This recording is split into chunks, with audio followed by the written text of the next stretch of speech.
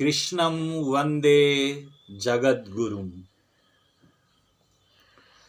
इंद्रियाणां हि चरतां यन्मनोनुविधीयते तदस्य हरति प्रज्ञां वायुर्नावमिवाम्भसि।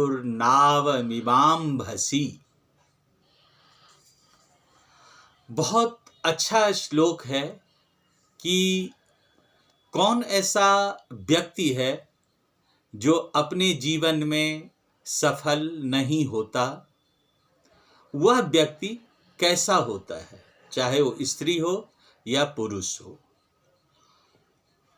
इसको समझाते हुए श्री कृष्ण जी कहते हैं, जब मनुष्य दिन रात इंद्रियों को सुख देने के लिए व्याकुल रहता है, या जिसकी इंद्रियां जिस समय जिस कर्म में युक्त रहना चाहिए उस कर्म में युक्त ना हो करके इधर उधर भटकती रहती है, ऐसा जो मनुष्य है, ऐसा जो व्यक्ति है, वो जीवन में कभी सफल नहीं होता है।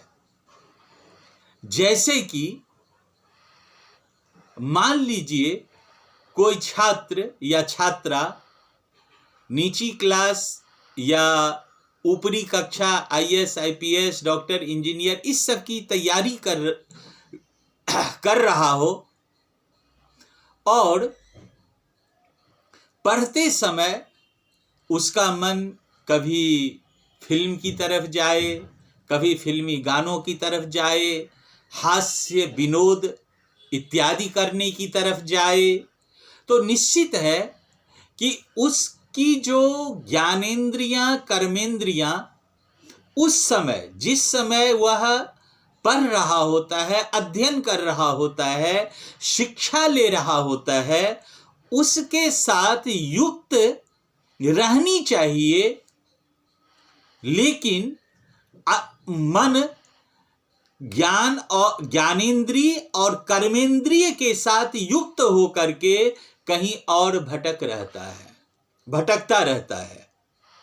जहां पर हमारा मन भटकता रहता है, हम वहां पर चले जाते हैं। और मन क्यों भटकता है? क्योंकि अब उसको जो सामने पुस्तक पढ़ी हुई है, सामने जो शिक्षक शिक्षिकाएं दिख रही है, उसकी जो चक्षु है, आंखें हैं, उसका जो मस्तिष्क है, मन है, वो कहीं और जा रहा होता है। वो गाने से युक्त हो गया, विभिन्न तरह के हास्य विनोद मनोरंजन के कार्यक्रम से युक्त हो गया। तो इस तरह से वह ज्ञानेंद्रिय जब मन के साथ पुस्तक को छोड़ करके, अपने शिक्षक शिक्षिकाओं को छोड़ करके दूसरी जगह युक्त हो जाता है, ऐसी स्थिति में वो मन से पढ़ाई नहीं कर पाता है, क्योंकि मन तो कहीं और है। तो श्री कृष्ण जी कहते हैं कि इंद्रियाणाम विचरताम, इंद्रियों के पीछे पीछे जो मन भाग रहा है, इंद्रियों के, अब एक समय में एक जो ज्ञानेंद्रिय है, मान लो चक्षु है, मन है, बुद्धि है, ये सब एक ही चीज पर लगेगा तभी तो वह शिक्षा पा सकता है सही से। लेकिन जब एक ही समय में उसकी ज्ञानेंद्रियां, कर्मेंद्रियां, मन, बुद्धि अलग अलग तरफ भाग रहा हो, तो वो अगर उसके सामने पुस्तक भी खुली हुई है, किताबें भी है, सामने पढ़ाने वाले गुरु शिक्षक भी हैं, तो वह वहां पर नहीं हो करके कहीं और रहता है। अब आगे श्री कृष्ण जी कहते हैं कि ऐसे व्यक्ति के साथ क्या होता है। उदाहरण बहुत अच्छा है, जैसे समुद्र में कोई जहाज हो और उस समय तूफान आ जाए और उस जहाज का कोई कैप्टन ना हो, तो क्या होगा? वो हवाएं जो है, वो जो तूफान है, जहां चाहेगी उस जहाज को उड़ा करके लेकर चली जाएगी और उस जहाज का नामो निशान नहीं बचेगा, उस जहाज का अस्तित्व ही खत्म हो जाएगा। ऐसे ही जहाज हम हैं। अगर हम केवल इंद्रियों के पीछे भागते रहते हैं, मन और बुद्धि के ऊपर इंद्रियों ने अपना अधिकार जमा रखा है और मेरा अधिकार मेरे ऊपर नहीं है। मेरा कहने से तात्पर्य होता है कि इस शरीर का जो रथी है, रथी कौन है? मैं ही हूं। मैं कौन है? आत्मा। आत्मा अगर मैं आत्मा ना भी माने तो भी, बहुत अच्छा एक श्लोक में इससे पहले के एक एपिसोड में मैंने कहा था कि उद्धरेदात्मनात्मानं नात्मानं अवसादेत आत्मैव बंधुरात्मानं आत्मैव रिपुरात्मनः। व्यक्ति स्वयं ही स्वयं का मित्र होता है और व्यक्ति स्वयं ही स्वयं का शत्रु होता है। तो अगर इस शरीर रूपी जहाज पर मेरा नियंत्रण है ही नहीं, नियंत्रण किसी और का है, कर रहे हैं कुछ, इंद्रियां भटक रही है किसी और की तरफ, कहीं और जा रही है, केवल सुखों की चाह है कि इंद्रियां जो जो डिमांड करती है ओ उसको दो, आंखें जो जो देखना चाहती है ओ उन आंखों को दिखाओ।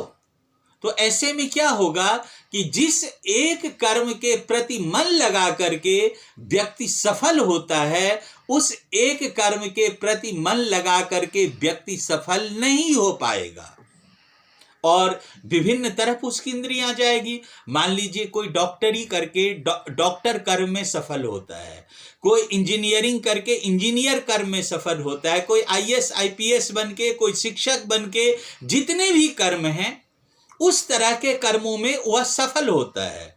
लेकिन जब हम इन सब कर्मों की शिक्षा ले रहे होते हैं, उस समय अगर मेरा मन अलग अलग दिशाओं में भटकता रहेगा, मेरी इंद्रियां सुखों को चाहती रहेगी कि पढ़ाई का समय है, आईएएस आईपीएस की तैयारी कर रहे हैं और ध्यान कहाँ है?